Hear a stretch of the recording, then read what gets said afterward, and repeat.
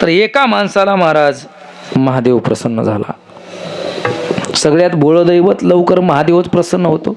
शिव भोळा चक्रवर्ती त्याचे पाय माझे चित्ती. महादेव प्रसन्न झाला आणि महादेव प्रसन्न झाल्याच्या नंतर सांगितलं वरम बहुत भक्त माग काही पाहिजे तुला.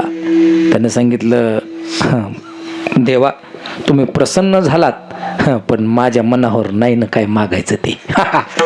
कोणाच्या मनावर काय मागायचं ते म्हणला तिच्या. आता बऱ्याच जणांचं म्हणण्यापेक्षा सगळ्याच जणांचं तिच्या मनावर असते. भाजीपाला आणायला जरी गेला महाराज वाशिमला तर तिथून फोन करते हॅलो वांगे आणू का टमाटे आणू. ते म्हणते वांगे आणि टमाटे खाऊन खाऊन कंटाळा आला बैंगन घेऊन आहे की नाही. वांगे आणि टमाटे खाऊन खाऊन कंटाळा आला गोबीची भाजी घेऊन या. ते म्हणते मग शिमला मिरची आणू का. ते म्हणते अजिबात आणायची नाही पनीरची भाजी घेऊन या. म्हणजे याच्या मनावर महाराज भाजी सुद्धा आणायचं नसतं. ते म्हणलं देवा 5 मिनिटं जसे प्रसन्न झाला तसे इथंच उभं राहा मी तिला आत्ता विचारून येतो.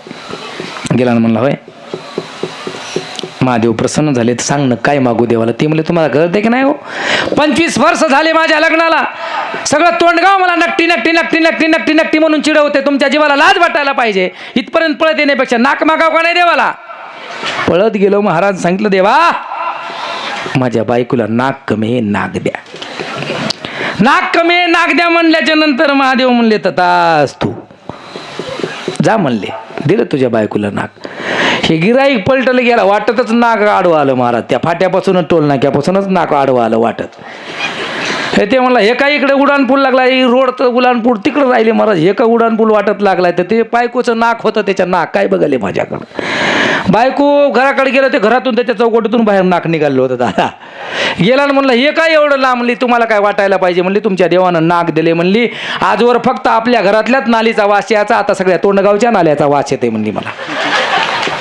हा जा म्हणली तुमच्या देवाला कमी करा म्हणावं नाक. आता तर माप घ्यायचं ना 1 इंच म्हणा थोडं कांडभर म्हणा ते तेवढं ऐकलं त्यानं कमी करा म्हणलं की पळत गेलं. म्हणला देवा लई लांब नाक झालं म्हणला थोडं कमी करा म्हणला. कमी करा म्हणलं की महादेव बोळ देव तथाच तू म्हणलं होतं नव्हतं तेवढं गेलं मधात. तिथं मग लावावं लागली पाटी इथे नाकाची जागा आहे. पळत आलं महाराज म्हणला होय आता कुठे नाक. ती म्हणली काय तुमचा महादेव होतं नव्हतं तेवढं गेलं म्हणली महाराज नुसते 2 छिद्रच राहिले म्हणली. जा तुमच्या देवाला म्हणा होतं तसं नाक करून द्या. पळत गेलं म्हणला देवा 3रा वरच राहिलाय माझ्याकडं काही नाही जसं होतं तसं माझ्या बायकोचं नाक करून द्या. विनोदाचा भाग सोडून द्या.